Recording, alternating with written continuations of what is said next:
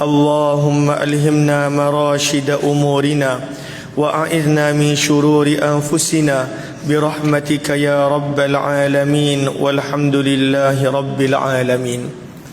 Alhamdulillah, alhamdulillah, yang dirahmati lagi dikasihi oleh Allah, pihak pengurusan masjid, nazi, ahli jawatan kuasa, barisan, para imam, para muazzin, para asatidzah, pimpinan masyarakat, hadirin hadirat, tuan-tuan, puan-puan, moga-moga setiap daripada kita sentiasa berada dalam pemeliharaan Allah, dalam jagaan Allah, sentiasa dianugerahkan petunjuk dan bimbingan untuk melakukan perkara-perkara yang disukai oleh Allah Subhanahu wa taala.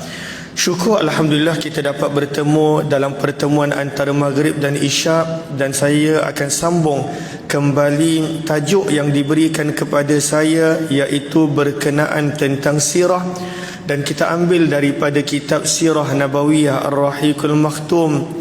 Dan pada malam ini kita akan membaca daripada tajuk nasab keturunan Nabi sallallahu alaihi wasallam.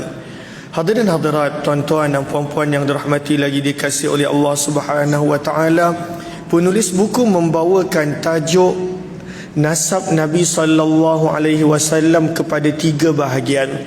Satu, nasab Nabi sallallahu alaihi wasallam sampai kepada moyang Nabi yang bernama Adnan. Yang kedua, nasab Nabi sallallahu alaihi wasallam selepas Adnan sampailah kepada Nabi Ibrahim. Dan yang ketiga, nasab keturunan Nabi sallallahu alaihi wasallam daripada Nabi Ibrahim sampai kepada baginda Nabi Adam alaihi wassalatu wassalam. Maka ada 3 nasab keturunan baginda yang dikongsikan di sini. Kita akan baca detail sebentar sahaja lagi. Maka kata penulis buku Syekh Safi Rahman Al-Mubarakfuri, para ulama membahagikan nasab baginda kepada 3. Yang pertama adalah sampai kepada Adnan, itulah nasab yang disepakati sebab daripada mulut baginda sendiri. Dalam hadis riwayat Baihaqi, Nabi sebutkan pada waktu itu nasab baginda sampai kepada Adnan. Maka itu nasab yang muttafaq, yang disepakati. Muhammad bin Abdullah bin Abdul Muttalib, yang mana nama Abdul Muttalib adalah Syaibah bin Hashim, moyang Nabi. Hashim nama asalnya adalah Ammar. Muhammad bin Abdul Muttalib bin Hashim bin Abdul Manaf bin Qusay bin Kilab bin Murrah bin Ka'ab bin Lu'ay bin Ghalib bin Fihir. Fihir adalah orang yang dikenali sebagai Quraisy. Maka semua yang datang selepas Fihir itu yang menjadi terbentuknya kabilah Quraisy. Lalu bila kita nak tahu kenapa dipanggil Quraisy, adalah kerana moyang Nabi yang bernama Fihir dan gelarannya adalah Quraisy. Lalu kabilah Quraisy merujuk kepada anak cucu keturunan yang lahir daripada Fihir. Bin Fihir bin Malik bin Nadar bin Kinanah bin Khuzaimah bin Mudrikah bin Ilyas bin Mudar bin Nizar bin Ma'ad bin Adnan. Maka ini kata para ulama nasab yang muttafaq, yang disepakati, yang pada waktu itu tidak ada perbezaan pendapat, kerana nasab keturunan Nabi ini Nabi SAW sendiri yang sebut. Itu yang pertama. Yang kedua adalah nasab yang pada waktu itu ada begitu banyak perbezaan pendapat, ada begitu banyak ikhtilaf, perselisihan. Maka ini adalah peringkat yang kedua, nasab Nabi selepas daripada Adnan sampailah kepada baginda Nabi Ibrahim alaihi wassalatu wassalam. Maka disebutkan di sini nama tersebut diambil daripada banyak-banyak pendapat, diambil pendapat daripada Adnan sampai kepada Nabi Ibrahim. Apakah nama-nama yang ada? Nasab Nabi SAW penting. Kenapa? Sebab nak menunjukkan yang mana dalam nasab Nabi tidak ada satu pun perkahwinan yang pada waktu itu tidak berlaku. Semuanya adalah perkahwinan yang diiktiraf mengikut agama pada waktu tersebut. Maka nasab Nabi sebenarnya penting untuk kita tahu, kata para ulama. Satu, untuk kita mengetahui betapa bersihnya nasab keturunan Nabi sallallahu alaihi wasallam. Tidak ada sebarang cela, dan pada waktu itu tidak ada kecacatan pada nasab Nabi sallallahu alaihi wasallam. Maka ada banyak perbezaan pendapat, namun penulis buku kongsikan di sini daripada Adnan sampailah kepada Nabi Ibrahim. Nabi sallallahu alaihi wasallam lahir daripada cucu Nabi Ibrahim yang bernama Qaidar. Nabi Ibrahim ada banyak cucu, anak kepada Nabi Ismail, tetapi Nabi adalah daripada anak kedua Nabi Ismail punya keturunan, iaitu Qaidar. Okey. Yang ketiga adalah nasab keturunan Nabi yang datang selepas Nabi Ibrahim sampai kepada Nabi Adam. Maka di sini lebih banyak perbezaan pendapat, bahkan ada yang mengatakan tidak sahih. Maka inilah 3 kategori nasab keturunan baginda Nabi sallallahu alaihi wasallam. Sekurang-kurangnya kita perlu tahu sampai kepada Adnan. Maka para ulama selalunya membincangkan tentang beberapa orang moyang Nabi. Yang pertama adalah Fihr. Maka seperti mana yang disebut, Fihr itulah yang dikenali sebagai Quraisy. Maka mana-mana keturunan yang datang selepas Fihr, itulah yang membentuk akan kabilah Quraisy. Kabilah Quraisy ianya merangkumi 14 banu. Kita panggil banu. Banu maksudnya keluarga. Ada 14 banu. Ada Banu Hashim, keluarga Nabi. Ada Banu Makhzum, keluarga Abu Jahal. Abu Jahal ketua dia. Ada Banu Abdul Syams, keluarga Uthman bin Affan. Ketuanya adalah Allahumma salli ala Sayyidina Muhammad, Abu Sufyan. Ada Banu Zuhrah, daripada situ datangnya Sa'ad bin Abi Waqqas radhiyallahu anhu. Ada Banu Adi. Banu Adi adalah keluarga Umar bin Khattab radhiyallahu anhu. Ada Banu Taim. Banu Taim adalah keluarganya Abu Bakar As-Siddiq radhiyallahu anhu. Ada Banu Abduddar, yang mana merupakan panglima-panglima Quraisy. Panglima Quraisy semuanya daripada Banu Abduddar. Banu Abduddar juga adalah pemegang kunci Kaabah. Banu Abduddar, dia ada 2 jawatan pada zaman jahiliyah. Dialah panglima dan dialah pada waktu itu pemegang kunci Kaabah. Lalu jawatan yang tinggal dalam Banu Abduddar adalah pemegang kunci Kaabah sampailah ke zaman kita. Maka kenapa kita nak faham tentang banu-banu ini? Sebab orang Quraisy selepas daripada Qusay, dia tidak ada seorang ketua umum. Dia tak ada Perdana Menteri. Dia tak ada. Dia ada pada waktu itu keputusan bila dia buat mesyuarat. Dia tak ada ketua. Sebab dia ada 14 banu, dan setiap banu ni ada ketua dia. Setiap banu ni ada ketua dia. Maka dia adalah pada waktu itu bila nak buat keputusan, maka mereka mesyuarat. Majoriti punya keputusan, itulah keputusan yang patut diambil. Maka orang Quraisy pada waktu itu dikenali sebagai Quraisy kerana mereka datang daripada Fihr, yang merupakan salah seorang daripada moyang Nabi sallallahu alaihi wasallam. Kemudian para ulama sirah menceritakan tentang Hashim. Daripada Hashim kita boleh belajar sifat dermawan. Sebab itu Nabi adalah seorang yang dermawan. Sebab Hashim adalah salah seorang moyang Nabi, Muhammad bin Abdullah bin Abdul Muttalib bin Hashim. Hashim ini nama asalnya adalah Amar. Maka ketika mana pada zaman dia ada satu jawatan yang tak ada orang nak pegang. Ada 2 jawatan yang tak ada sesiapa nak pegang, iaitu jawatan siqayah, memberi minum kepada tetamu haji, dan yang kedua adalah rifadah, memberi makan. Zaman dulu ada haji, tetapi orang yang datang haji pada waktu itu mereka perlukan makanan. Bukan macam zaman kita boleh order karim. Karim macam Grab, order karim sampai. Ataupun kita turun hotel dah ada restoran. Pada waktu itu tak ada. Maka tetamu haji yang datang, orang Quraisy kena sediakan makanan. Lalu 2 jawatan ni tak ada siapa daripada banu-banu nak. Tak ada daripada mana-mana kabilah nak, iaitu jawatan rifadah, memberi makan tetamu haji, dan jawatan siqayah, memberi minum. Kita jangan salah faham, zaman Hashim pada waktu itu adalah zaman di mana tak ada telaga Zamzam. Telaga Zamzam hilang kerana orang Jurhum tutup. Kita dah pernah kongsikan pada bulan Sya'ban kisah telaga Zamzam. Maka telaga Zamzam pada waktu itu hilang, tak ada telaga Zamzam. Kerana orang Jurhum bila kalah dalam perang dia marah, maka dia timbus telaga Zamzam. Maka pada waktu itu susah nak bagi minum kepada jemaah haji. Maka masyarakat yang diberikan tanggungjawab untuk siqayah, beri minum haji, mereka perlu ambil air daripada telaga Zituwa. Telaga Zituwa ni dia dekat kawasan Hotel Anjum. Hotel Anjum ke atas, di atas lagi masih ada. Telaga Zituwa masih ada. Cumanya dia ada binaan dia macam kubah dan dia ada pagar yang mana orang tak boleh masuk. Maka telaga Zituwa diambil air daripada situ dan dibawa ke kawasan Baitullah untuk bagi minum tetamu haji. Maka jawatan ni tak ada siapa nak. Maka jawatan inilah yang diambil oleh Hashim. Hashim ambil jawatan ni.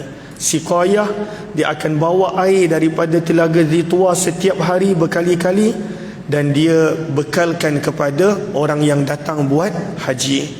Rifadah, kerana dia adalah orang yang pertama bagi makan mewah kepada tetamu haji. Apakah makan yang dia bagi? Sarid. Sarid ini adalah makanan daripada roti yang dikoyak-koyakkan dan dicampurkan dengan kuah yang ada daging. Sarid. Ada sebahagian orang pada waktu itu panggil bubur, dan pada waktu itu jadi isu. Tapi bubur itu sekadar perumpamaan.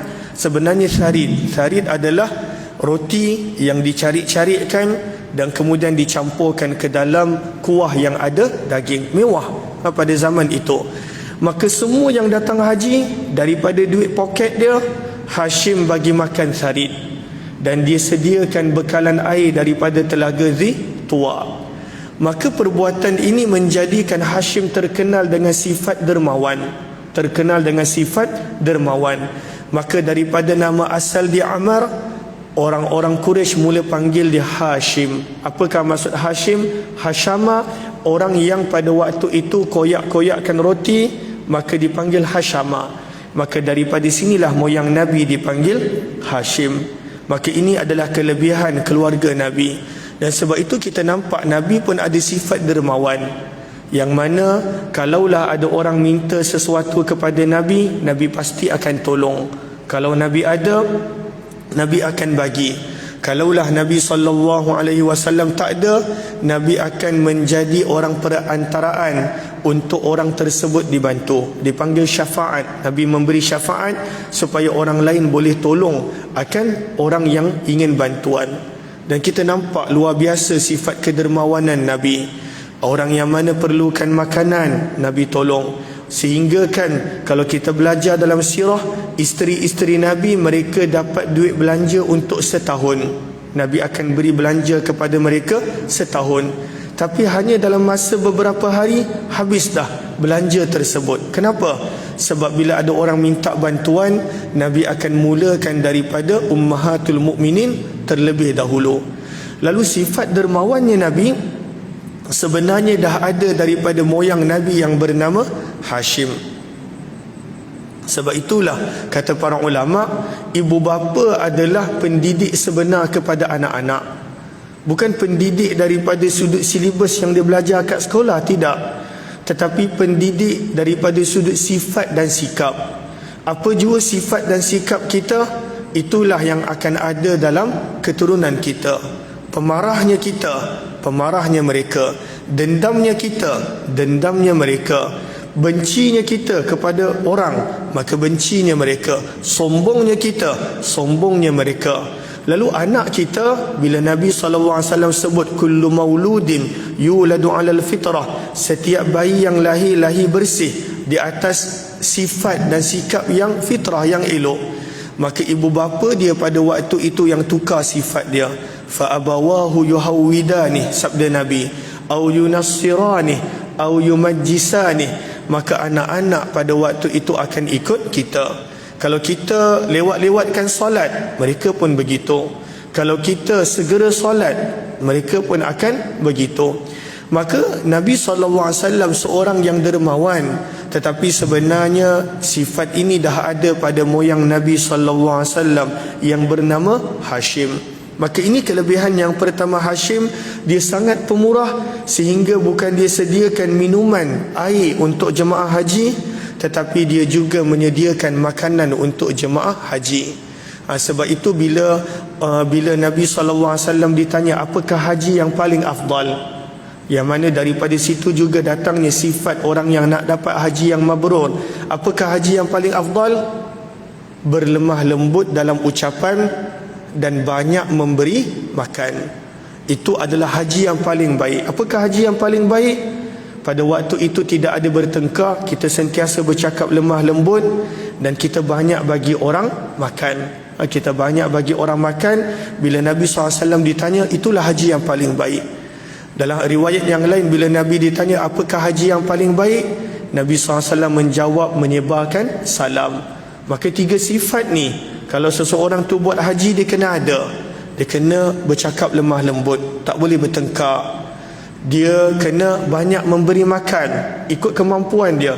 Apa yang dia ada dia kongsikan. Kalau kita tengok dekat Masjidil Haram, orang ada air dia kongsi air, orang ada kurma dia kongsi kurma, orang ada makanan dia kongsi makanan. Kerana memberi makan menjadikan itu haji yang terbaik. Dan yang ketiga, banyak menyebarkan salam. Maka ini adalah amalan Hashim. Kelebihan Hashim yang kedua, dan sifat ni kita boleh nampak pada Nabi. Sebelum daripada Hashim, orang-orang Mekah, sama ada Jurhum ataupun Khuza'ah ataupun Quraisy sendiri, orang-orang Mekah mereka punya income adalah daripada perniagaan. Mereka punya perniagaan yang paling besar adalah tiga. Yang pertama, perniagaan pada musim haji. Sebab itu orang Quraisy mereka banyak buat pasar-pasar pada musim haji. Istilahnya bukan pasar, istilahnya macam zaman kita karnival. Dia ada karnival Uqas, ada karnival Majas ataupun Majannah, saya pun tak ingat. Ada 4 nama pasar yang dah ada daripada zaman jahiliyah. Ada yang dibuat dekat Taif, ada yang dibuat dekat tempat lain. Ini adalah pasar-pasar yang didirikan bila dekatnya musim haji, kerana orang daripada luar datang, dan pada waktu itu mereka mendapat keuntungan yang besar. Sama macam zaman kita, berniagalah apa pun pada musim haji, buat duit. Berniagalah nasi lemak yang tak sedap pun orang beli. Berniagalah apa pun, pada waktu itu akan laku. Sebab banyaknya orang, dan pada waktu itu tingginya permintaan. Maka orang Quraisy mereka berniaga pada musim haji, satu. Yang kedua, mereka akan berniaga ke Yaman. Sebab Yaman adalah tempat tumpuan pada waktu itu. Adanya pelabuhan di Aden, dan pada waktu itu adalah bandar yang maju kerana berada di bawah pemerintahan Raja Habsyah Najasyi pada zaman tersebut. Yang ketiga adalah perniagaan ke Syam, dan ini adalah perniagaan yang paling menguntungkan, perniagaan ke Syam.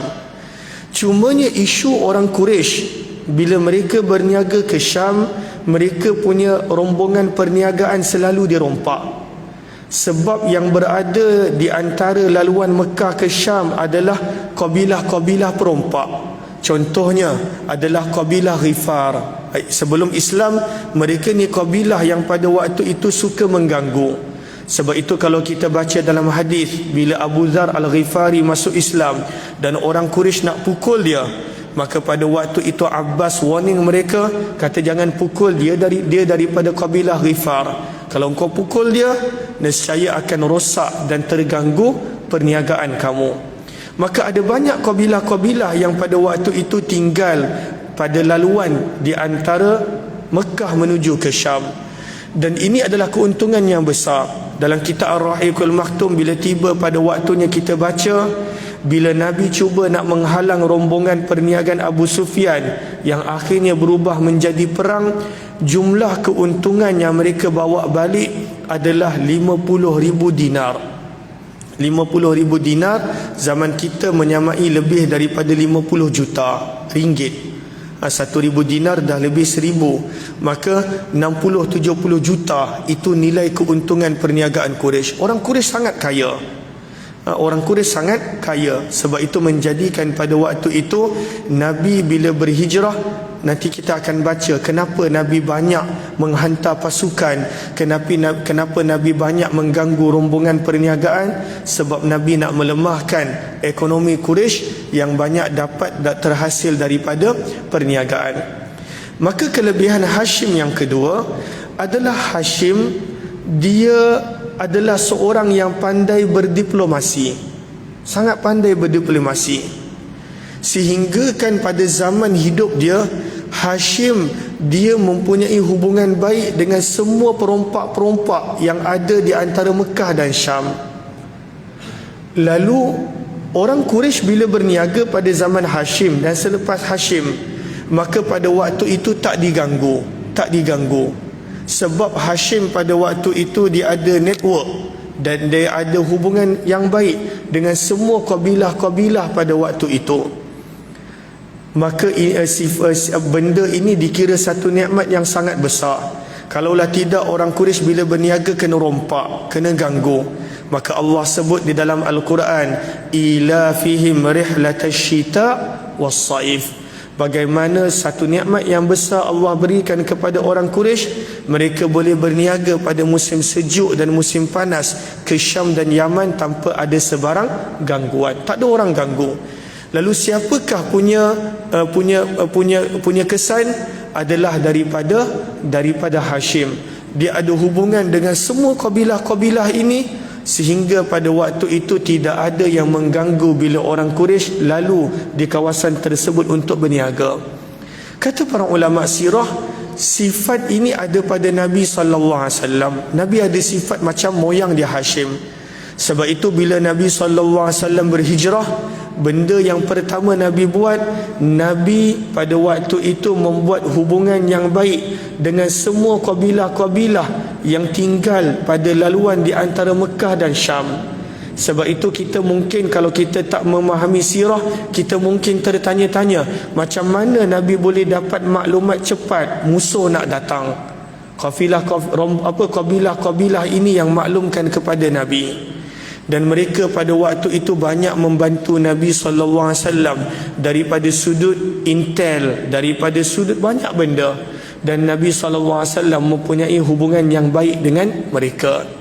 Lalu sebenarnya mempunyai hubungan yang baik dengan pada waktu itu negara-negara luar, sebenarnya itu juga adalah kebolehan Nabi SAW. Ada orang bila dia jadi pemimpin, kerja dia bergaduh saja. Dia nak bergaduh sana, bergaduh sini. Tetapi itu bukan sifat pemimpin yang sebenar. Sifat pemimpin yang sebenar yang kita belajar daripada Nabi SAW, bagaimana dalam tempoh daripada mula-mula Nabi berhijrah sampailah ketika mana kalahnya tentera Rom dalam peperangan Mu'tah, Nabi dah bina pada waktu itu hubungan dengan semua kabilah-kabilah ini. Cumanya mereka takut nak masuk Islam kerana mereka takut dengan Rom. Mereka takut dengan Rom. Tapi bila kalahnya Rom dalam peperangan Mu'tah pada tahun yang ke-8 Hijrah, kita nampak berbondong-bondong orang masuk Islam. Sebab itu dalam peperangan Mu'tah awal tahun 8 Hijrah, jumlah tentera Islam hanya 3,000 je. Tetapi ketika mana pembukaan kota Mekah pada tahun yang sama bulan Ramadan, jumlah tentera Islam dah sampai kepada 10,000, lebih daripada 2 kali ganda. Sebab banyak kabilah-kabilah ini masuk Islam. Maka mempunyai hubungan diplomasi dengan orang luar, itu adalah antara kelebihan Nabi SAW. Dan ini sebenarnya kelebihan yang ada pada Hashim, moyang Nabi SAW. Maka Hashim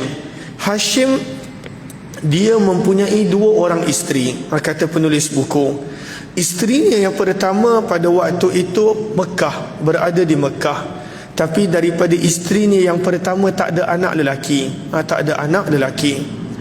Isteri Hashim yang kedua adalah daripada Madinah.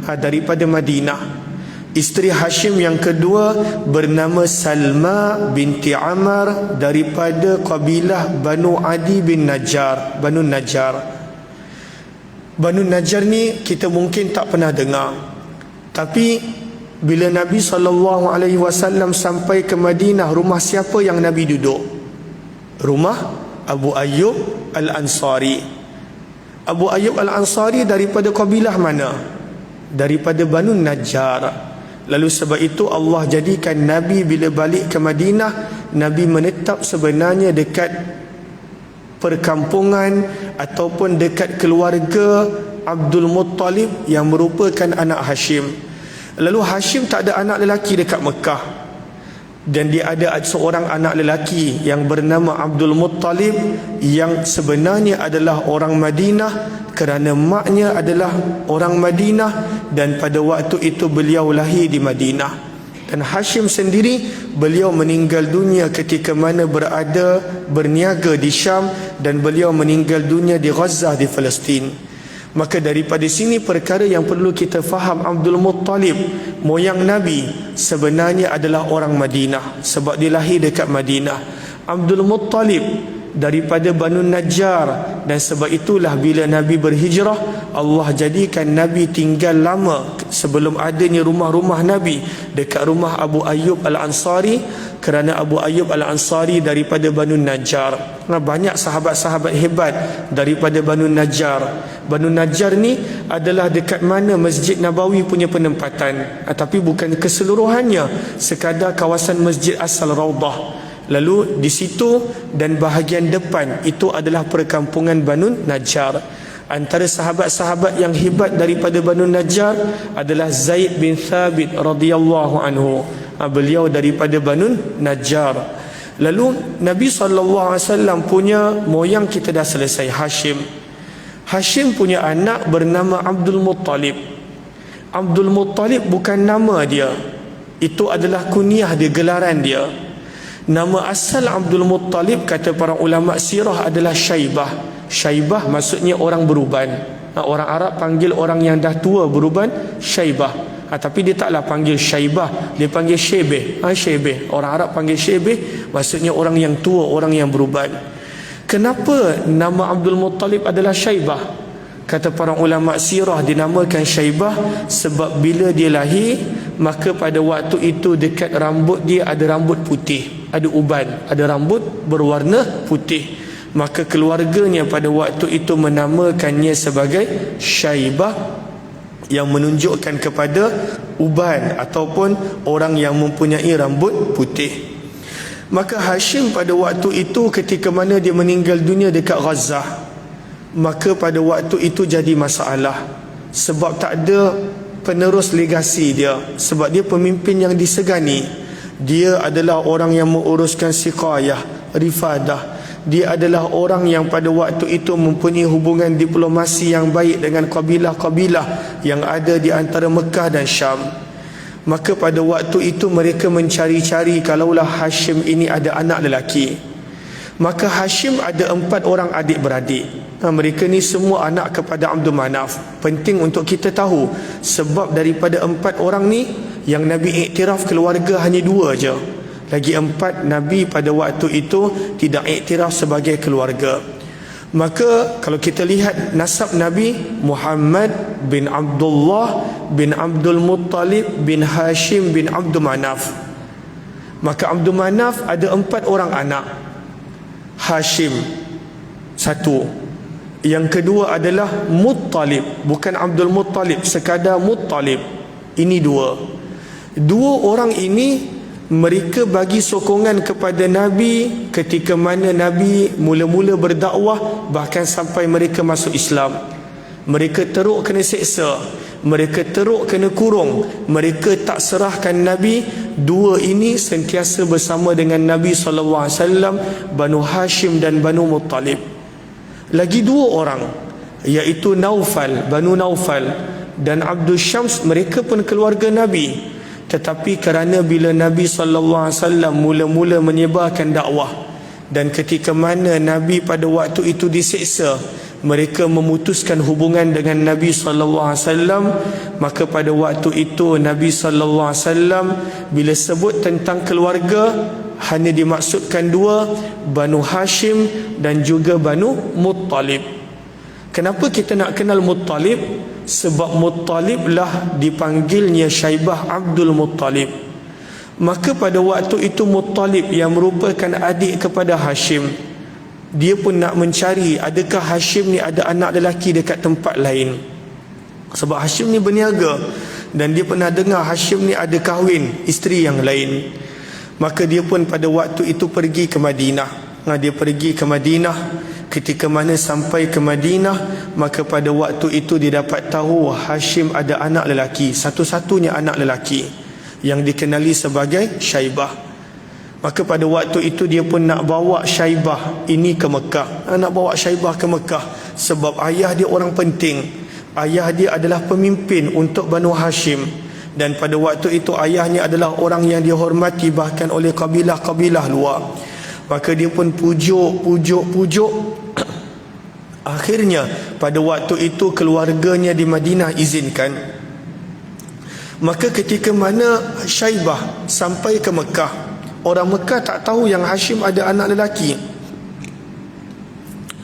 Maka mereka nampak Syaibah pada waktu itu menunggang unta yang sama dengan Muttalib.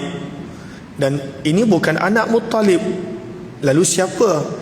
Maka pada waktu itu mereka sangka Syaibah ini adalah hamba kepada Muttalib, hamba. Maka mereka pun panggil Abdul Muttalib, hamba kepada Muttalib. Maka Muttalib kata, bukan, ini bukan hamba aku, ini anak Hashim, anak saudaraku. Tetapi panggilan yang pertama itu berkekalan.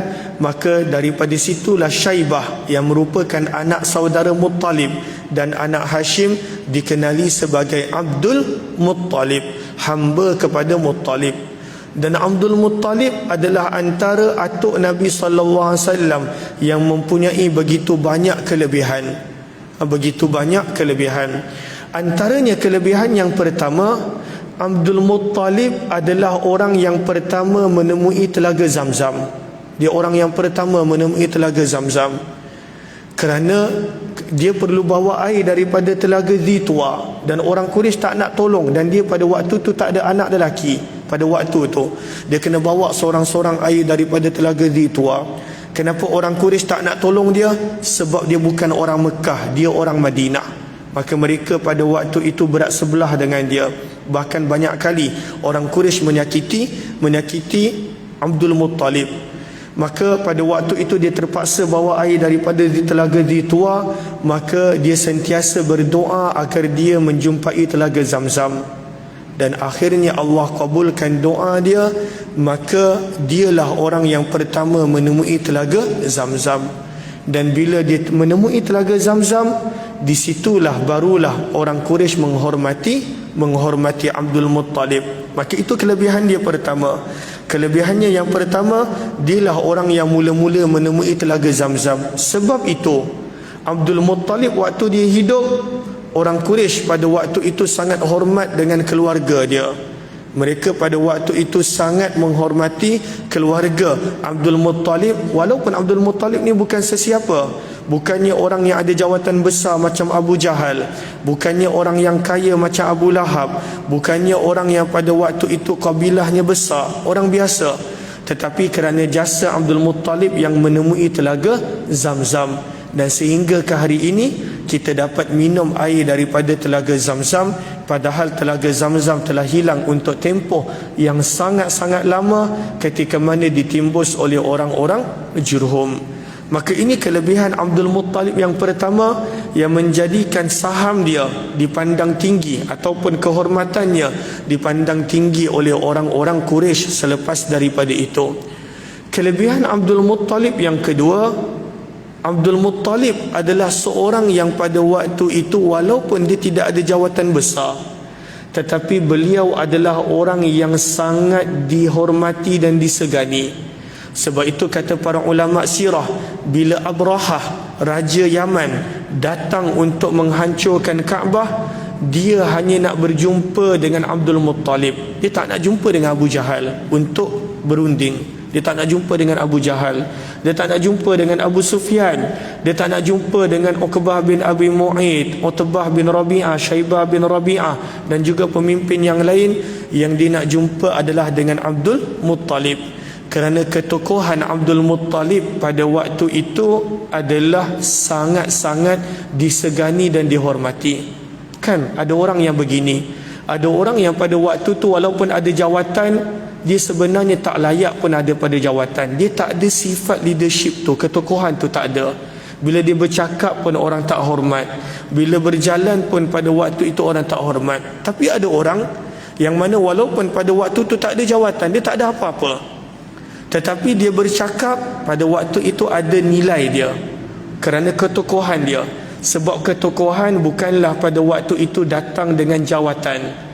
Ketokohan datang pada waktu itu dengan sifat kepimpinan ataupun leadership yang dia ada. Maka Abdul Muttalib ada itu. Lalu kelebihan Abdul Muttalib yang kedua adalah dia seorang tokoh pemimpin Mekah yang sangat-sangat dihormati walaupun dia tak ada jawatan. Dia sekadar orang yang pada waktu itu menguruskan tetamu pada musim haji. Daripada sini kita boleh belajar sebenarnya lebih penting daripada jawatan adalah perlunya ada sifat kepimpinan ataupun ketokohan.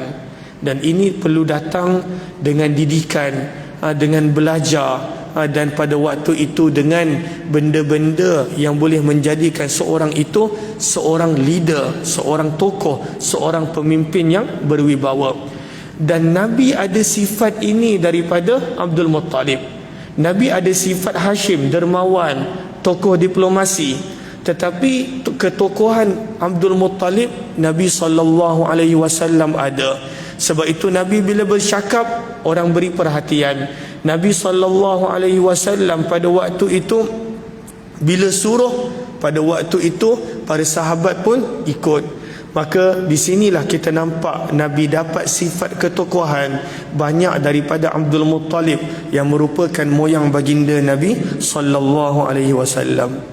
Dah masuk waktu azan ke? Belum. Belum lagi. Oh lagi 5 minit. Lalu ini adalah kelebihan Abdul Muttalib yang kedua. Namun kata para ulama sirah, ianya bukanlah berlaku dengan mudah. Bukan berlaku dengan mudah. Awal-awal ketika mana Abdul Muttalib tiba di Mekah, sebab dia orang Madinah, maka pada waktu itu dia pernah disakiti begitu banyak oleh orang Quraisy. Orang Quraisy banyak sakiti dia. Orang Quraisy banyak pada waktu itu sakiti dia, bahkan secara fizikal. Pakcik-pakciknya sendiri seperti Naufal, pakcik-pakciknya sendiri seperti Abdul Syams, mereka banyak kali pada waktu itu menyakiti dia. Sehingga kan kata para ulama sirah, pernah keluarga dia daripada Madinah sampai datang bersenjata dan pada waktu itu memberi amaran kepada pakcik-pakcik dia. Lalu daripada sini kita belajar sebenarnya kalaulah mendapat penentangan daripada keluarga itu perkara biasa. Kalaulah bukan yang menentang keluarga, siapa lagi? Kebanyakannya yang nak menjatuhkan ataupun yang tak percaya ataupun yang menentang adalah keluarga. Nabi SAW, siapakah musuh Nabi yang paling kuat mengganggu Nabi? Abu Lahab, pakcik Nabi. Bahkan dalam sirah nanti bila tiba pada waktunya kita baca, Nabi setiap kali jumpa orang, Abu Lahab ikut. Abu Lahab ikut. Ikut bukan nak bagi sokongan pada Nabi, tetapi ikut untuk membantah dakwah Nabi. Maka Abu Lahab bila dia nampak Nabi nak bercakap dengan orang untuk beri dakwah, maka dia akan beri amaran kepada orang itu, ini anak saudaraku, dia gila, dia tak betul, jangan beri perhatian kepadanya. Lalu kata para ulama, kalaulah dalam hidup kita rasa down kerana keluarga tak menyokong contoh, ataupun keluarga tak memahami contoh, ataupun keluarga pada waktu itu cuba untuk menjatuhkan kita contoh, belajar daripada sirah. Tidak ada orang yang pada waktu itu tidak diganggu oleh keluarganya. Nabi SAW teruk diganggu oleh Abu Lahab. Abdul Muttalib disakiti oleh pakcik-pakciknya kerana dia orang Madinah. Maka pada waktu itu yang menyakitinya adalah Naufal, adalah Abdul Syams dan juga orang-orang yang lain. Tetapi daripada sini kita nampak betapa sabarnya akan Abdul Muttalib tentang dugaan-dugaan yang berlaku. Maka daripada sinilah kata para ulama sirah, maka keluarga Banu Abdul Manaf terpecah kepada dua. Satu Hashim dan Muttalib, mereka bergabung, dan yang kedua adalah Naufal dan Abdul Syams, mereka pada waktu itu bergabung, dan mereka semenjak daripada itu bermusuhan. Sebab itu kita nampak kenapa bila Nabi berdakwah banyak orang Quraisy tak terima, sebab permusuhan itu dah ada sebelum daripada kelahiran baginda Nabi sallallahu alaihi wasallam lagi. Maka ini adalah kelebihan Abdul Muttalib. Antara kelebihan Abdul Muttalib yang lain, Allahumma salli ala Sayyidina Muhammad wa ala ali Sayyidina Muhammad, adalah keyakinannya kepada Allah, keyakinannya kepada Tuhan ketika mana datangnya tentera-tentera Abraha. Maka Abraha adalah seorang raja yang pada waktu itu bercita-cita besar. Kenapa? Sebab dia nampak Mekah menjadi tempat tumpuan kerana ada Kaabah. Maka pada waktu itu dia nakkan Sana'a menjadi tempat tumpuan, dan pada waktu itu dibina satu gereja yang indah. Dia buat satu gereja, saya lupa apa nama dia, Qailasa ke apa. Dia ada nama gereja dia. Maka bila dia buat gereja tersebut, ada salah seorang Arab yang datang daripada Banu Kinanah, daripada kawasan penduduk Mekah. Pada waktu itu telah pergi ke gereja tersebut dan buang najis dekat gereja tersebut. Maka dia marah. Orang Mekah pada waktu itu berani buat begitu. Maka dia berikrar untuk hancurkan Kaabah sepenuhnya. Maka dia kumpulkan satu bala tentera yang besar berjumlah 60,000 tentera. 60,000 tentera zaman kita tak ada nilai. Sebab dekat Ukraine pun bila masuk berita yang mati tenteranya pun pada waktu tu berapa ratus ribu. Tentera Malaysia pun pada waktu tu dah berapa ratus ribu. Tapi zaman itu 60,000 jumlah yang besar. Sebab itu tentera Quraisy pun paling banyak pada perang Uhud adalah sebanyak 3,000. Itu paling banyak. Kita akan sambung selepas azan insya-Allah. Kita beri laluan untuk azan seketika.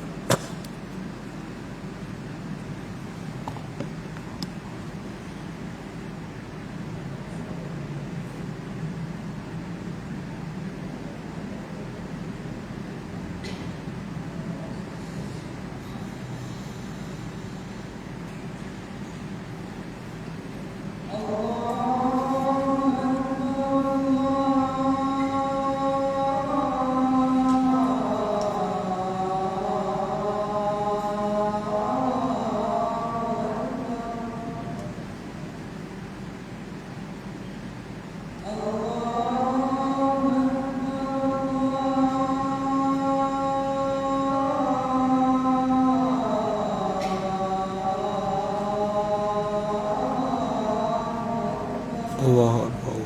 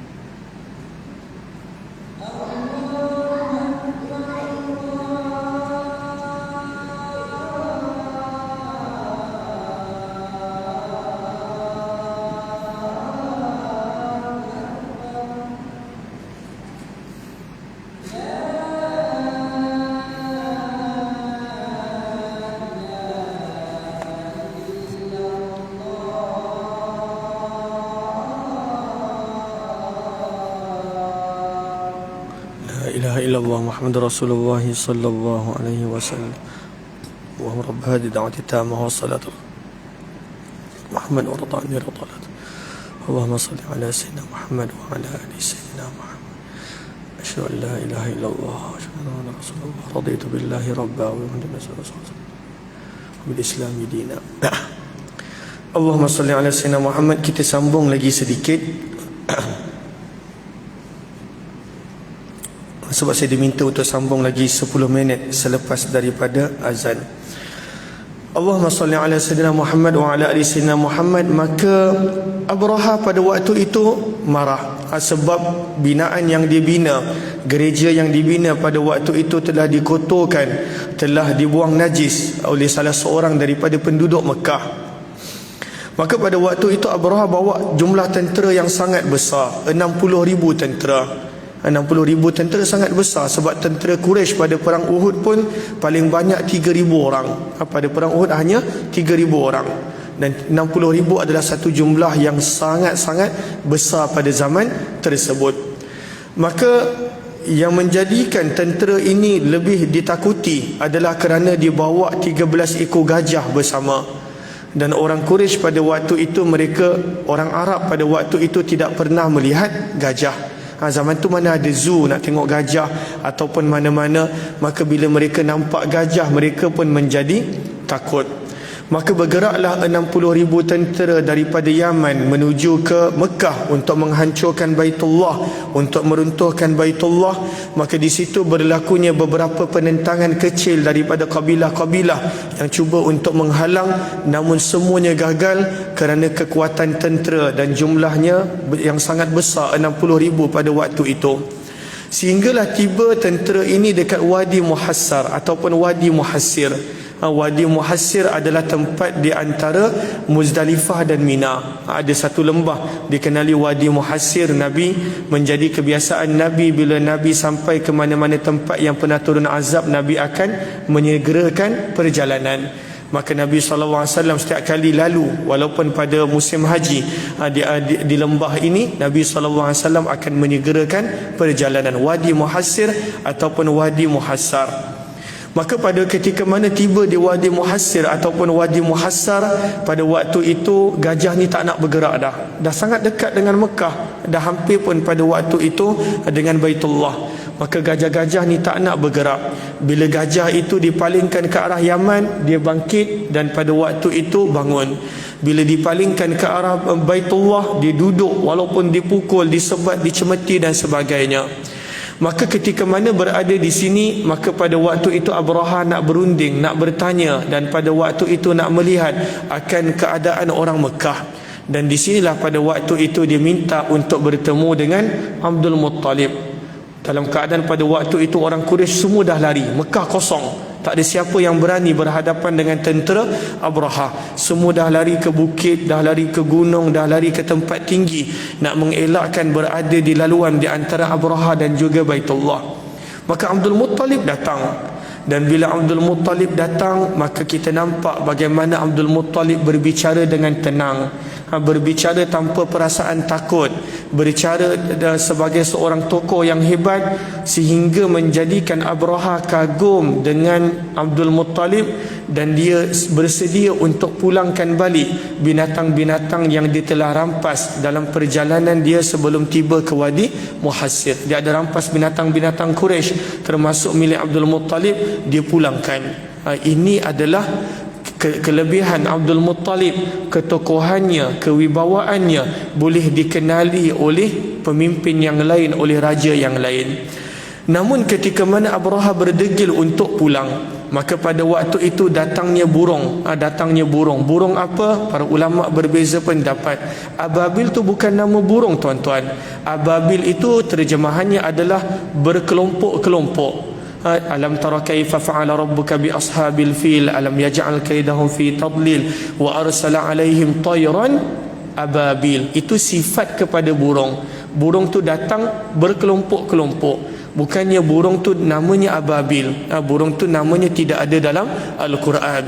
Cumanya para ulama sirah berbeza pendapat. Ada yang mengatakan burung layang-layang, ada mengatakan burung itu, burung ini. Cuma Al-Quran bila tak sebut, maka lebih baik pada waktu itu kita berhenti dan tawakuf di situ.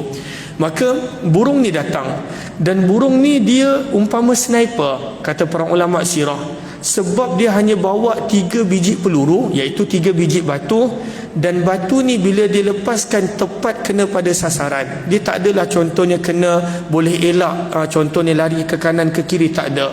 Dia membawa 3 biji batu dan pada waktu itu tepat kena pada sasaran. Firman Allah Subhanahu wa taala, alam tara kaifa fa'ala rabbuka bi ashabil fil. Lihat tentera yang besar, 60,000 tentera bersama dengan 13 ekor gajah. Alam yaj'al kaidahum fi tadlil. Bagaimana kami binasakan perancangan mereka. Alam yaj'al wa arsala alaihim tayran. Kami hantar binatang yang paling lemah. Allah tak hantar singa, cita ataupun gajah untuk halau tentera Abraha. Allah hantar burung yang merupakan binatang yang paling lemah. Wa arsala alaihim tayra ababil. Burung ni datang berkelompok-kelompok. Maka burung ni bila datang dibawa batu, hanya 3 biji batu, 2 pada kaki dia dan 1 pada mulut dia. Dan bila dilepaskan batu itu tepat kena sasaran, dan bila datangnya batu tersebut, maka dia akan tembus mana-mana anggota badan yang disentuh.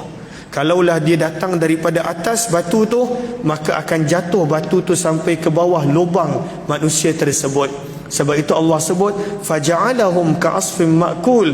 Kami jadikan pada waktu itu tentera Abraha umpama daun yang berlubang. Allah punya perumpamaan sangat indah. Cuba kalau kita tengok daun yang pada waktu itu dimakan oleh ulat daun, kan pada waktu itu keliling dia elok, tapi ada bahagian-bahagian yang berlubang. Itulah keadaan tentera Abraha yang pada waktu itu tubuh badan dia elok, tetapi ada anggota badan dia yang berlubang kerana mereka berani nak mengganggu rumah Allah Subhanahu wa taala. Peristiwa ini berlaku lebih kurang 50 hari. Ada riwayat mengatakan 55 hari, ada riwayat mengatakan 40 hari sebelum kelahiran Nabi. Sebab itu tahun tersebut diingati sebagai tahun gajah, kerana orang Quraisy dan orang Arab dia tak ada kalender. Tak ada kalender. Mereka tidak ada kalender. Mereka hanya ingat kalender berdasarkan peristiwa besar yang berlaku. Maka peristiwa besar yang berlaku pada tahun itu adalah gajah. Maka mereka panggil Amul Fil, tahun gajah. Maka tahun gajah merupakan tahun kelahiran baginda Nabi sallallahu alaihi wasallam. Mudah-mudahan adanya manfaat insya-Allah, dan ada sedikit sebanyak yang kita boleh pelajari daripada sirah baginda Rasulullah. Apa yang baik semestinya daripada Allah, yang tidak daripada kelemahan diri serta kekurangan ilmu. Moga-moga sahabat yang berada di Facebook Live pun bantu share, bantu untuk kongsikan. Moga-moga pertemuan ini pertemuan yang menjadi asbab pengampunan dosa, pertemuan yang menjadikan kita lebih mengenali kekasih kita baginda Nabi sallallahu alaihi wasallam. Apa yang baik daripada Allah. Wabillahi taufiq wal hidayah. Assalamualaikum warahmatullahi wabarakatuh. Jazakumullah khairah. Terima kasih di atas segala perhatian yang telah diberikan. Subhanakallahumma wa bihamdika nashhadu an la ilaha illa anta nastaghfiruka wa natubu ilaik. Subhana rabbika rabbil izzati amma yasifun wa salamun alal mursalin walhamdulillahi rabbil alamin. Jazakumullahu khairan ala husni istima'ikum. Terima kasih di atas segala perhatian yang telah diberikan.